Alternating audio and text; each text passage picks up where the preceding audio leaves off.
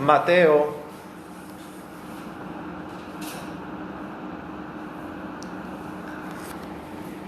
Evangelio de Mateo, capítulo 4, verso 1 al 11.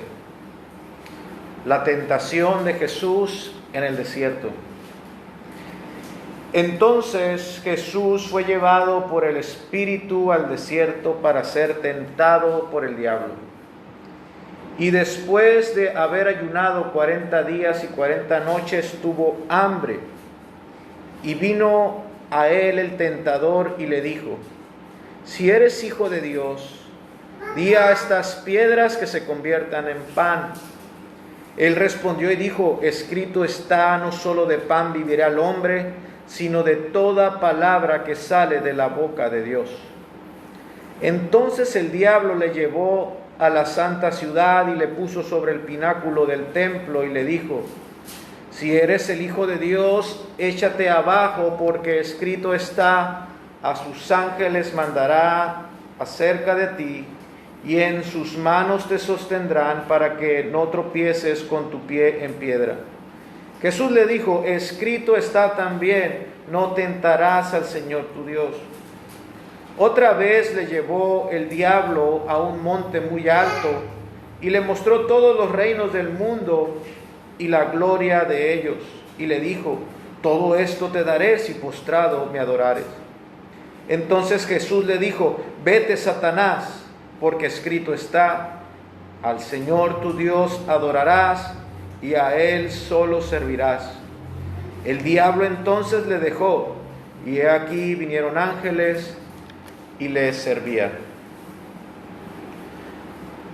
La tentación de Jesús en el desierto es el primer evento del ministerio de nuestro Señor Jesucristo después de que nos es narrado su bautismo.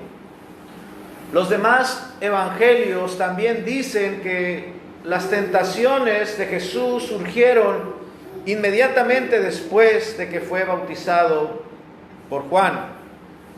Aunque hermanos, es un pasaje profundo y misterioso en algunos aspectos, quiero, hermanos, hablar de las lecciones prácticas y sencillas que creo que haríamos todos de bien considerar en esta mañana. Dice el verso 1: entonces Jesús fue llevado por el Espíritu al desierto para ser tentado por el diablo. Nos habla del lugar donde ocurrió esta batalla, esta lucha. Dice que el lugar ese fue el desierto. Así que, hermanos, es claro que no había nadie con Jesús allí en el desierto. Cuando Él estaba librando esta batalla, Él se encontraba completamente solo. Así que pensemos esto: ¿de dónde obtuvieron la información los escritores de los evangelios para saber lo que ocurrió en el desierto? Sino que Jesús mismo tuvo que haber estado con ellos contándoles lo que hoy leímos. Tuvo que haber sido el mismo Jesús quien se los contó a sus discípulos lo que ocurrió en el desierto. Hoy sabemos en esta mañana lo que ocurrió con Jesús cuando Él estuvo en soledad, porque Él mismo quiso que nosotros lo supiéramos. Es por eso, hermanos, que debemos acercarnos a este pasaje con mucha reverencia y con gran interés, pues Jesús mismo no quiso dejar oculto aquello que ocurrió cuando estaba a solas. Él quiso que lo supiesen sus discípulos y que lo supiéramos ahora nosotros.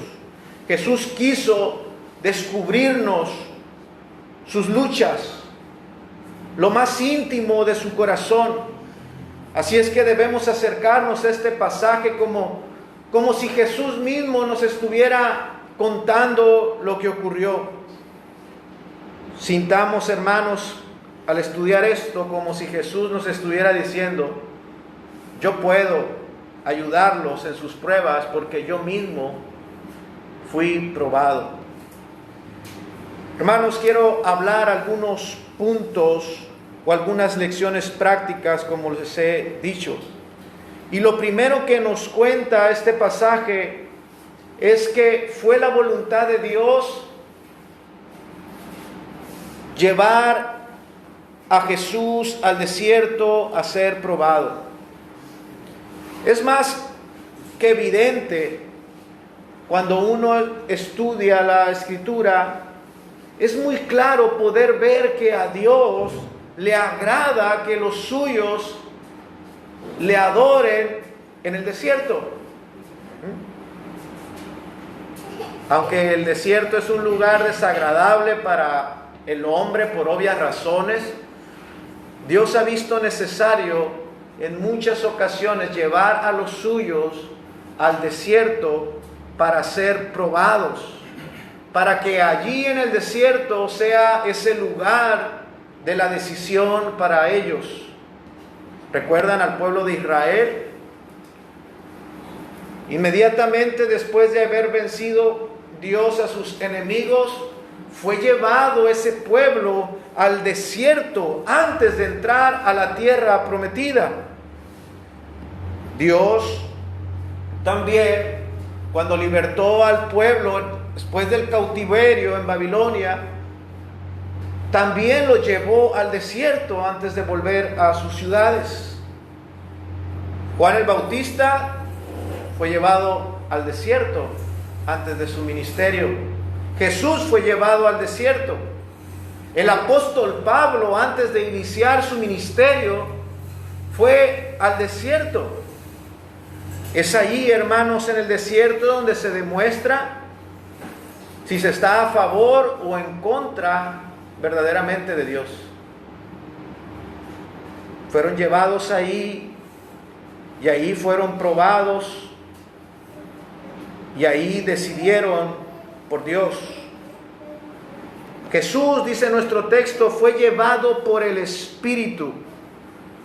Hermanos, eso quiere decir que Jesús, no que Él fuese a la fuerza al desierto, sino que Jesús fue lleno de un deseo interno por ir a ese lugar. El desierto es el lugar donde Jesús fue probado.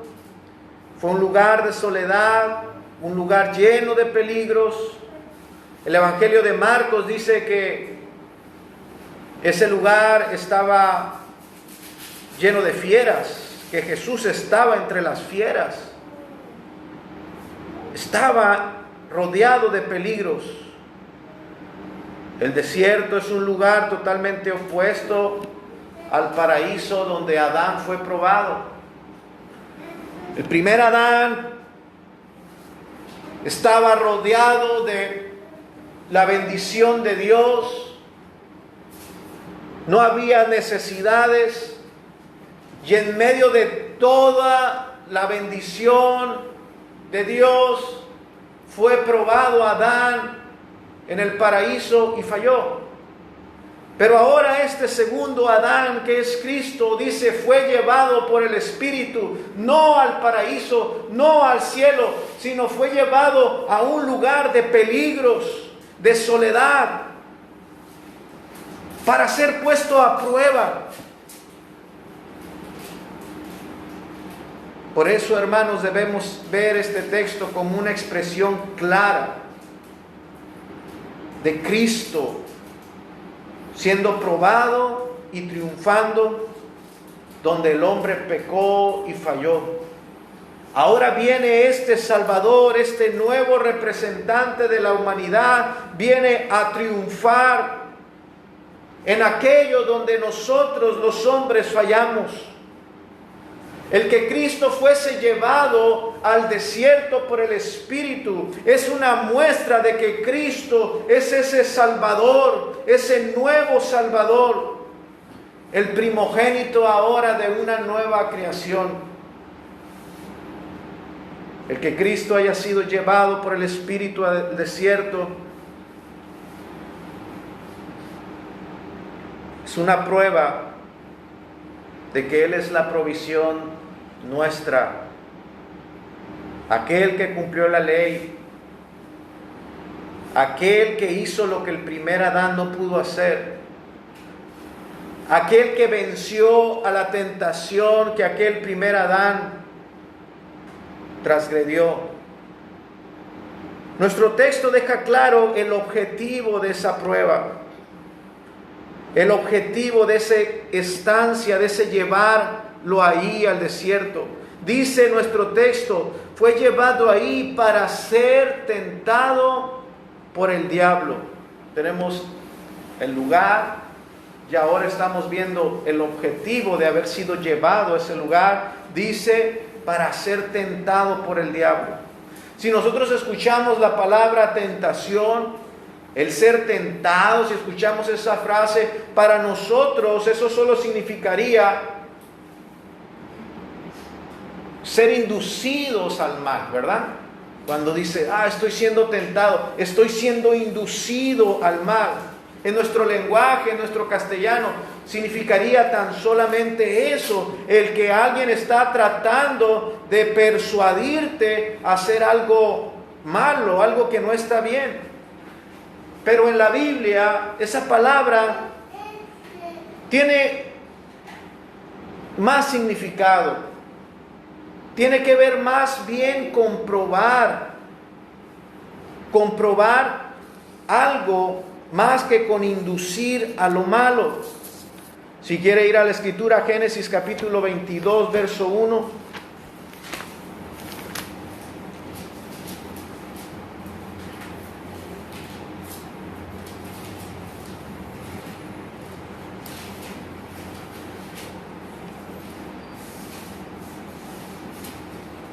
Aconteció, dice la escritura, después de estas cosas, que probó Dios a Abraham y le dijo,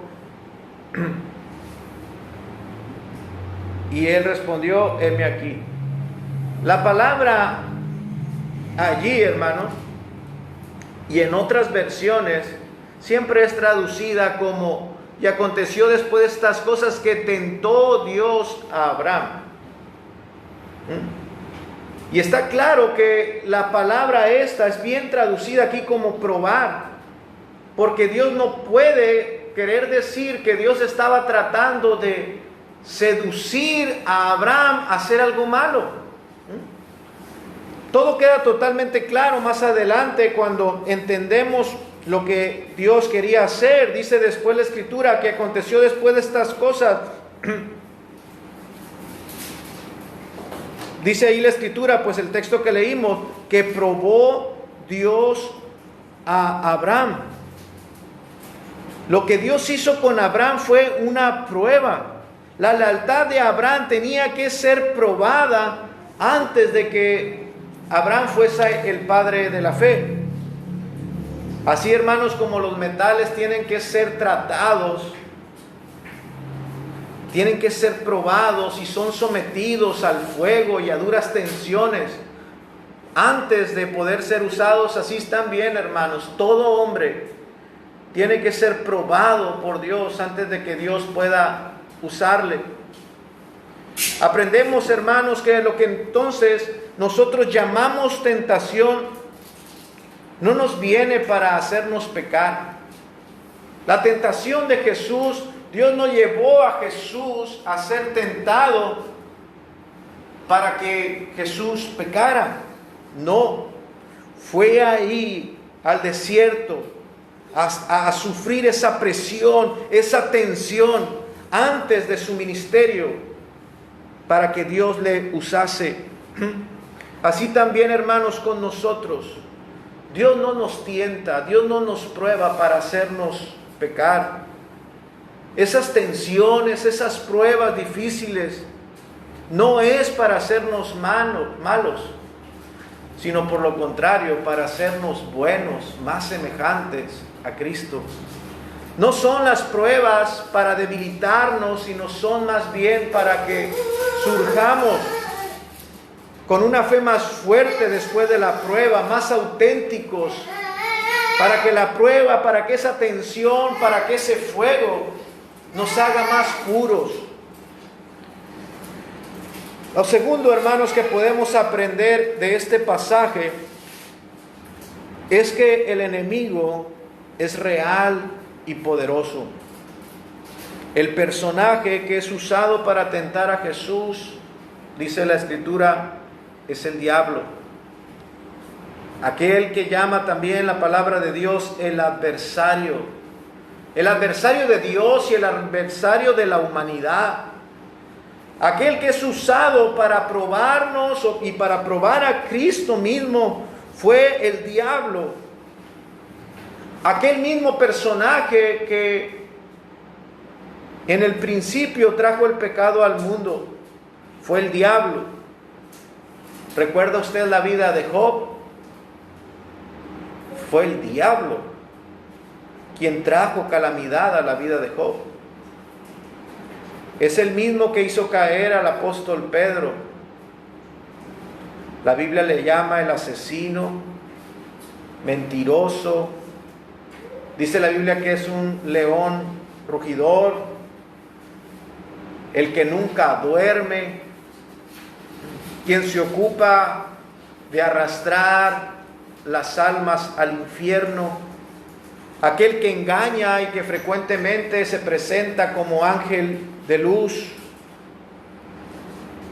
Este diablo verdaderamente es perverso. Cuando nosotros leemos este pasaje, podemos darnos cuenta de la perversidad de este ser. Este ser se atreve en su perversidad a atacar al mismo Hijo de Dios, a Jesús. 3 veces ataca a Jesús de diversos modos, siendo el Hijo de Dios. Así es que tengamos, hermanos, por seguro de que Satanás es nuestro más cruel enemigo. Y aunque es invisible para nuestros ojos, es muy real. Y yo quiero animarles, hermanos, a que dejemos de pensar en el diablo como si fuera un chiste. El diablo es real. Y sus obras, sus maquinaciones son tan reales y patentes en nuestras vidas.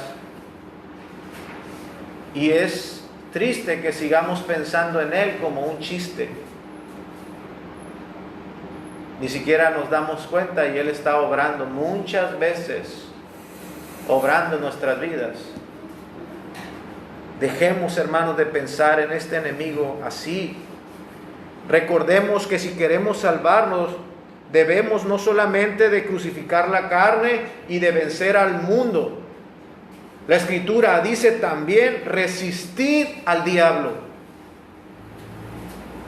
Y tenemos que tener un conocimiento pleno de estas batallas y no esforzarnos en una o en dos y dejar libre todo este campo para ser atacados. Crucificar la carne, vencer al mundo, grandes enemigos, nuestra carne y el mundo. Pero dice la Escritura: resistir al diablo. Debemos velar y orar diariamente contra sus maquinaciones. Jesús no se equivocó en el Sermón de la Montaña enseñándonos y ordenándonos que oráramos: no nos metas en tentación, mas líbranos del mal. Una mejor traducción, y muchas Biblias traducen más bien y más claro este pasaje diciéndonos: líbranos del maligno.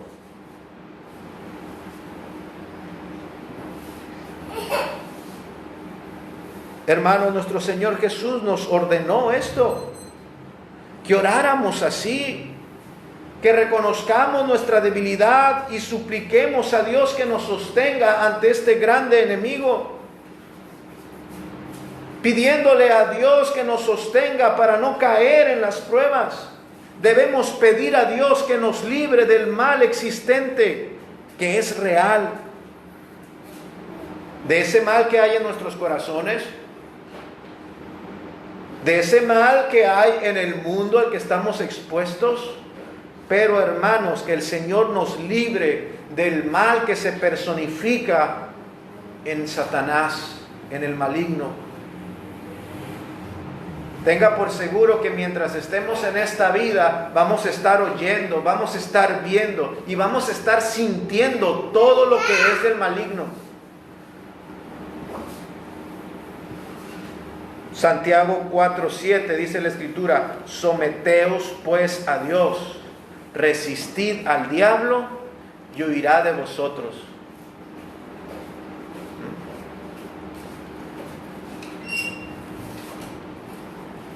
Tenemos que resistir al diablo. Jesús está en el desierto resistiendo al diablo. Y aprendamos, hermanos, esto, que Jesús no derrotó definitivamente al tentador en el desierto. No fue así. Usted puede pensar que después de esta batalla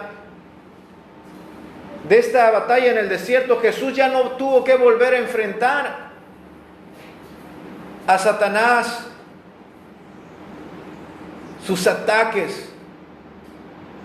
Eso es una equivocación. Jesús no lo derrotó definitivamente ahí. Él tuvo que estar soportando continuamente durante todo su ministerio terrenal a Satanás y estarlo resistiendo a este enemigo. El adversario volvió a atacar a Jesús en muchas ocasiones y el mismo Jesús tuvo que continuar también resistiéndole. ¿Recuerdan usted cómo el tentador le habló a Jesús a través de Pedro, tratándolo de disuadir para que no fuese a la cruz? Ahí estaba Satanás usando a Pedro para lanzar sus dardos sobre Jesús, para impedir que hiciese aquello a lo que fue enviado. Jesús tuvo que decirle a Pedro: quítate de en medio de mí, Satanás. Tuvo que reprenderlo, resistirlo. Sin duda alguna, Satanás estaba ahí en medio de esa lucha cuando Jesús estuvo en el Getsemaní.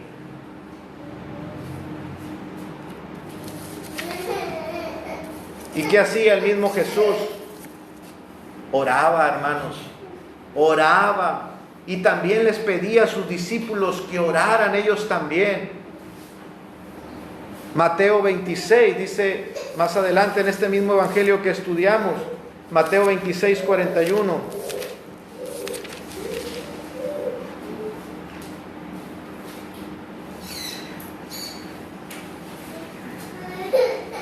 Leamos desde el 40, dice: vino luego a sus discípulos y los halló durmiendo y dijo a Pedro: ¿así que no habéis podido velar conmigo una hora? Velad y orad para que no entréis en tentación. El espíritu a la verdad está dispuesto, pero la carne es débil. No podemos pensar que al venir a Cristo solamente pasamos unos primeros meses ahí donde Satanás, donde la lucha mirábamos esa batalla por todos lados, pero que ya cesó. No es así. Velad y orad para que no entréis en tentación, dijo el Señor Jesús. Alguien dijo que la vigilancia constante es el precio de la libertad. Somos libres, pero hay que estar vigilantes constantemente. En la batalla de la fe no hay licencias, no hay treguas, no se dan permisos, no hay vacaciones. Estamos en una batalla contra este enemigo. Y tristemente algunos cristianos tienen una actitud indiferente a esta batalla. Como si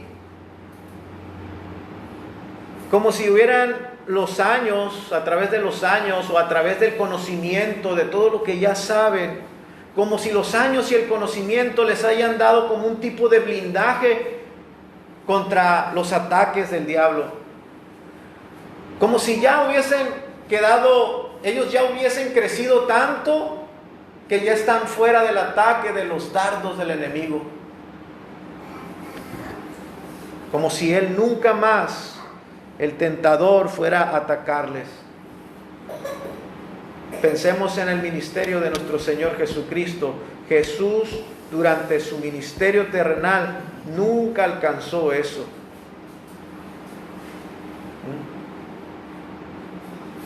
Desde el principio hasta el fin de su ministerio tuvo que mantenerse Jesús en esa lucha. ¿Y sabe qué dice la Escritura? Que el discípulo no es más que su maestro.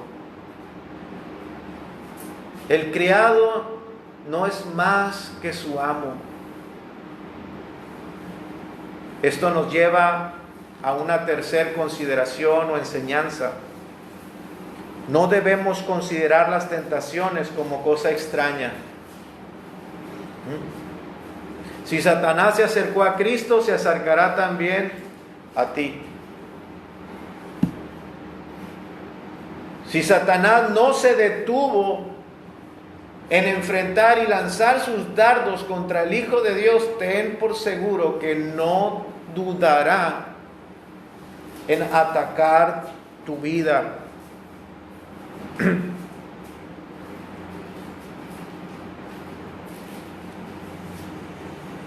Y con frecuencia olvidamos esto, hermanos.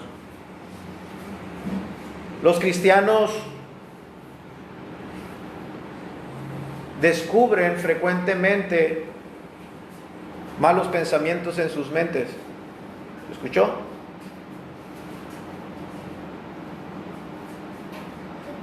Y usted ignora las maquinaciones del enemigo.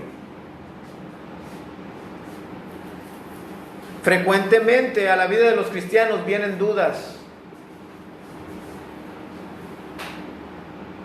Comienzan de repente en algunas ocasiones a cuestionarse cosas que su corazón, que su alma reprocha y dice, eso no es así, pero vienen cosas que nuestra alma, que nuestro corazón nacido de nuevo repudia. Pero de repente vienen dudas o vienen cuestionamientos a nuestra fe. Y el cristiano ignora las maquinaciones del enemigo. Frecuentemente vienen a la vida de los cristianos fantasías pecaminosas, sugerencias sobre pecados que nuestro corazón repudia y lucha por eliminarlas. Hermanos, que estas cosas no destruyan nuestra paz interior. Recuerden que hay un diablo y no se asombren si se acerca a ustedes con sus dardos, con sus flechas, con sus maquinaciones. Que esto no le quite a los hijos de Dios las consolaciones del Evangelio. Pues ser tentado no es lo mismo que pecar. Ceder a la tentación, abrigar en nuestro corazón, darle cobijo a esos pensamientos, es lo que debemos de temer. Pero no veamos como cosa extraña en nuestras vidas que estas cosas vengan.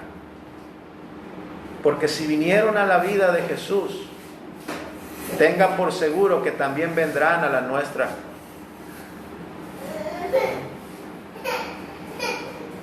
Una cuarta consideración, hermanos, tenemos que saber sobre esta lucha, que esta lucha no es externa, sino que es una lucha interna.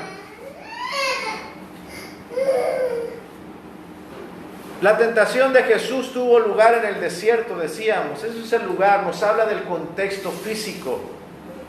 Pero hermano, la tentación, esa lucha que Jesús tuvo fue en su propio corazón, fue en su mente, fue en su alma. Y si leemos nosotros con atención, nos vamos a dar cuenta que esto es verdad. La prueba está en que no existe, como dice nuestro texto, una montaña tan alta de donde se puedan ver todos los reinos de la tierra. ¿A dónde lo llevó Satanás a Jesús? No fue real, no fue físico, fue real, pero no fue físico. Jesús no se transportó con el diablo físicamente a la cima del monte Everest, porque ni siquiera de ahí es posible ver todos los reinos de la tierra. Esto nos lo deja aquí la Escritura para que veamos que el sentido de esta lucha es una lucha que se da en el corazón, en la mente, en el interior de nosotros. Es en nuestros pensamientos, es en nuestros deseos íntimos donde viene el tentador. Es allí donde él lanza sus ataques a nuestras propias mentes. Es verdad que en ocasiones esa lucha, hermanos, es tan real que parece que podemos ver al diablo. Hasta el día de hoy se puede ver la mancha de tinta en la pared de la habitación donde se encontraba Lutero en el castillo de Wartenburg, en Alemania. Ahí estaba Lutero encerrado en esa habitación y sus luchas espirituales eran tan agudas que él mismo sentía ver a Satanás presencialmente y tomó su tintero y se lo arrojó. Y hasta el día de hoy funciona como un museo y está ese lugar y se aprecia la mancha de tinta que Lutero le tiró al diablo cuando estaba siendo tentado. Pero hermanos, la verdad es que el diablo nos ataca desde adentro, en nuestros pensamientos, y nos perturba. Allí en nuestros pensamientos es donde Satanás encuentra aliados. Porque en nuestros pensamientos, ahí, en nuestros sentimientos, él encuentra aliados y armas para dañarnos. En nuestros deseos más íntimos, Satanás los toma y los usa para querer dañarnos.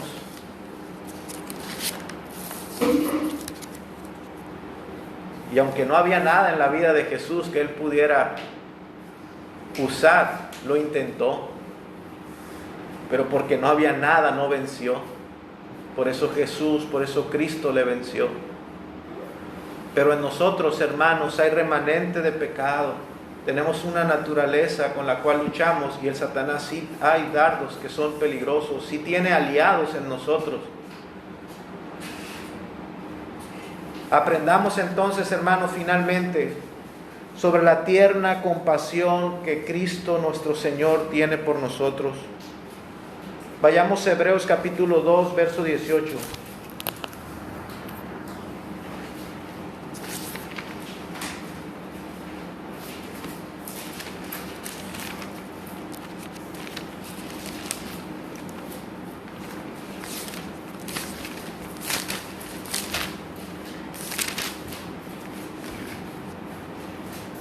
Dice la Escritura: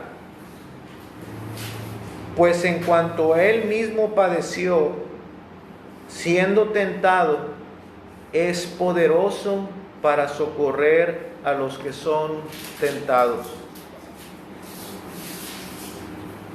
Si usted es cristiano, puede estar seguro de que tiene un compasivo Salvador en el cielo. Podemos, hermanos, tener consuelo, pues si Cristo sufrió, si Cristo agonizó por tentaciones como nosotros, Él nos entiende. Y dice la Escritura, Él es poderoso para socorrernos. Si alguna vez Satanás nos tienta para desconfiar de la bondad y de la protección de Dios, la Escritura nos dice, Cristo fue tentado así también. Ahí en el desierto, volvamos a nuestro texto, vemos el verso 3, cómo Jesús fue tentado así también. Y vino el tentador y le dijo, si eres hijo de Dios, di que estas piedras se conviertan en pan.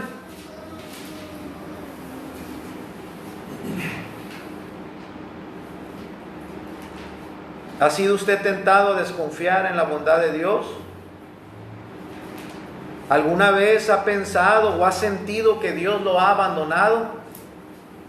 Él es poderoso para socorrer a los que son tentados así. Él no nos va a rechazar ni nos va a reprochar esto. Él es poderoso para los que se han sentido abandonados por Dios y Él puede socorrernos. ¿Alguna vez, hermano mío, has creído que la protección de Dios ha sido quitada de tu vida?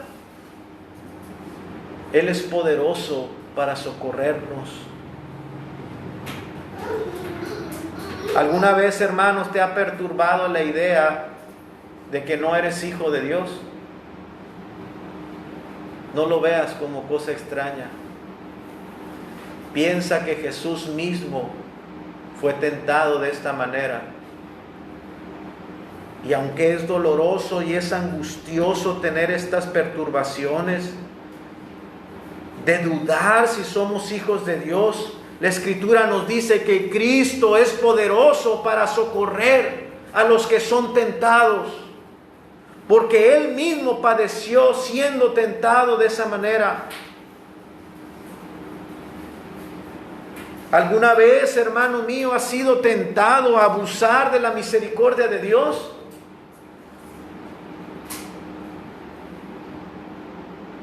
Jesús mismo fue tentado así. Dice el verso 5, entonces el diablo le llevó a la santa ciudad y le puso sobre el pináculo del templo y le dijo, si eres hijo de Dios, échate abajo, pues escrito está, a sus ángeles mandará cerca de ti. Y en sus manos te sostendrán para que tu pie no tropiece en piedra. Aviéntate, arrójate, para que veas la gracia, la misericordia de Dios. Abusa de la bondad, del amor de Dios. No es común entre los cristianos el ser tentados de esta misma manera, hermanos. ¿Has pensado en aceptar una aplicación errada de las Escrituras como una excusa para pecar, para obrar mal? ¿Has pensado en tomar la Escritura y retorcerla y acomodarla a tu manera para justificar algún pecado? Jesús mismo fue tentado de esa manera.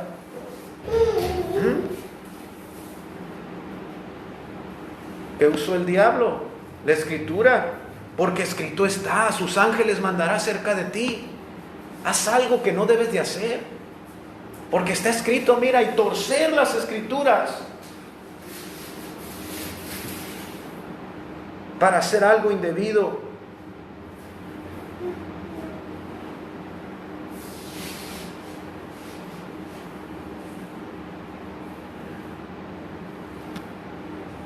Hermano mío, ¿has sido tentado a cometer en lo secreto algún pecado grave a fin de obtener algún beneficio, hermano, un bien aparente?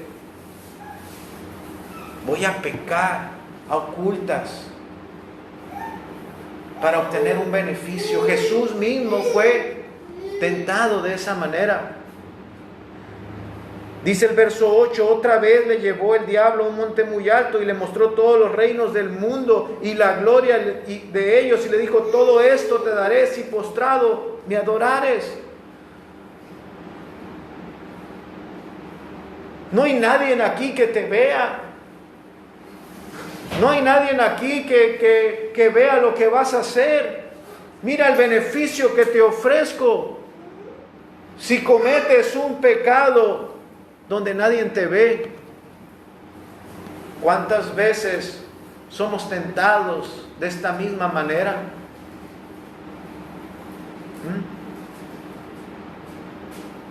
Él es poderoso para socorrer, porque Él mismo fue tentado como nosotros. Pues cuanto Él mismo padeció, dice Hebreos, siendo tentado, Él es poderoso para socorrer a los que son tentados. Solo Cristo, hermanos, puede entonces satisfacer las necesidades nuestras, las necesidades de la humanidad. No dudemos, hermanos, en acudir a Él, a pedir su auxilio, a pedir su perdón. Todos somos pecadores, pero Cristo es suficiente para que todos los que se exponen a la gracia de Dios, todos los que van a Él y le presentan sus pesares, sus luchas, Él es suficiente para todos los pecadores y socorrerlos. Cristo es suficiente, hermanos. Así es que cuando la lucha es cruenta, cuando la tentación es grande, cuando nuestras caídas son aparatosas, tengamos por seguro los que hemos confiado en Cristo, que en Él tenemos un poderoso Salvador. Ninguna voz suplicante que venga a Cristo va a ser rechazada. Él escucha a todos los que acuden a Él en auxilio. Hay abrigo suficiente, hermanos, en Cristo. Hay lugar para más pecadores bajo las alas del Altísimo. Si hemos fallado, si has caído en los lazos del adversario, Cristo es poderoso para socorrer. No desprecie, hermano, las consolaciones de este Salvador. Vengamos a Cristo y experimentemos el amparo de este Salvador compasivo. Decíamos hace unos minutos que el discípulo no es más que su maestro, ni el criado más que su amo. Pasaremos, hermanos, y estamos de hecho en esta misma lucha. Porque si Él padeció, nosotros también padeceremos. Pero hermanos, este Maestro puede y quiere ayudarnos en esta batalla. Él quiere socorrernos. Él quiere ayudarnos a vencer a este diablo a quien Él ya venció. Que el Señor, hermanos, nos ayude a considerar estas cosas y a encontrar consuelo en este Salvador. Vamos a orar.